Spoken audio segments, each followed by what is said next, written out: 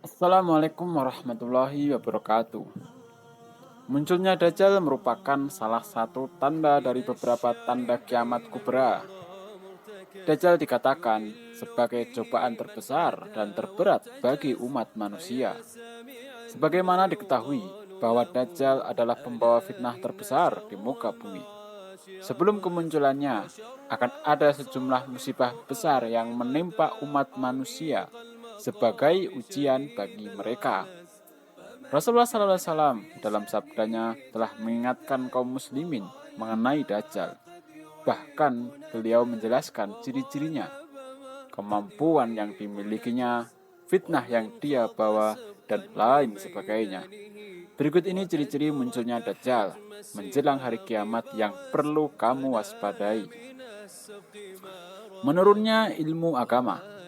Dari Jabir bin Abdullah, Rasulullah SAW bersabda, Dajjal akan keluar ketika agama berkurang dan ilmu merosot. Umat manusia disibukkan dengan urusan duniawi, sehingga tidak ada waktu untuk menimba ilmu agama khususnya. Akibatnya apa? Para penghafal Al-Quran dan hadis akan semakin berkurang. Ini merupakan tanda awal kemunculan Dajjal.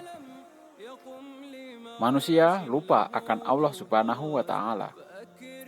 Riwayat Sa'b bin Jatsamah yang mendengar Nabi SAW berkata, Dajjal tidak akan keluar hingga manusia lupa mengingat Allah. Manusia tidak lagi mengingat Allah Subhanahu wa Ta'ala sebagai pemberi kehidupan.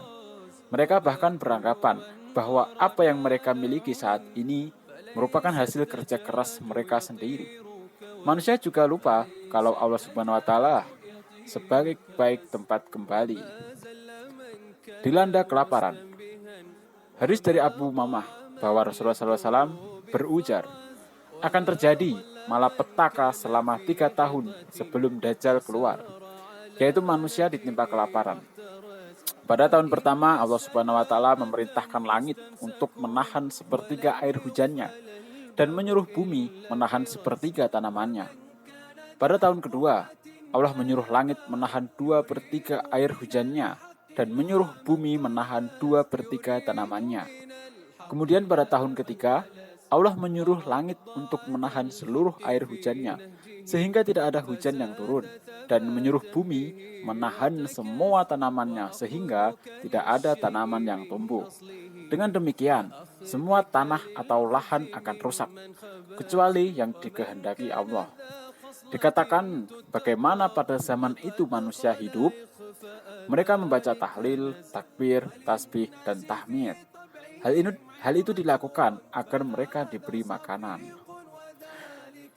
Musim paceklik melanda.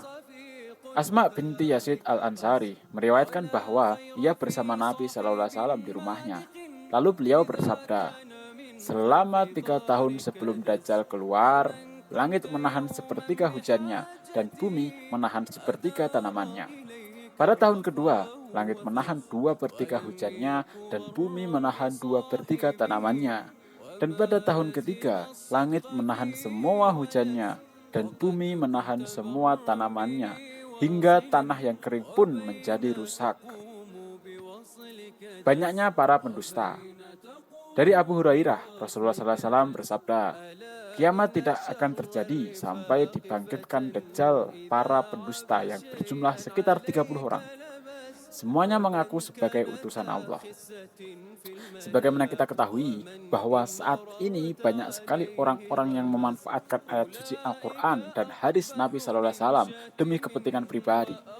Tak jarang pula kita saksikan di medsos ataupun di TV, orang-orang aneh yang mengaku mendapat bisikan dari Allah Subhanahu wa Ta'ala untuk menyampaikan wahyu.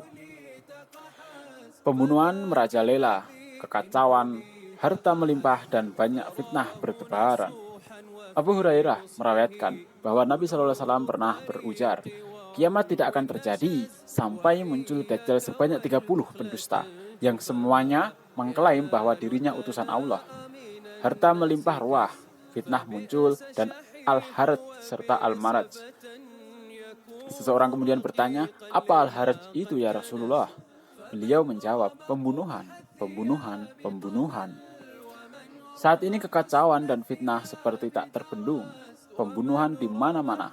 Membunuh manusia seolah lebih ringan daripada membunuh seekor nyamuk. Perebutan harta bisa menimbulkan perang, saudara. Itulah akhir zaman. Ciri-ciri munculnya Dajjal. Wallahu alam. أتته رياح الزمان فعاز أتته رياح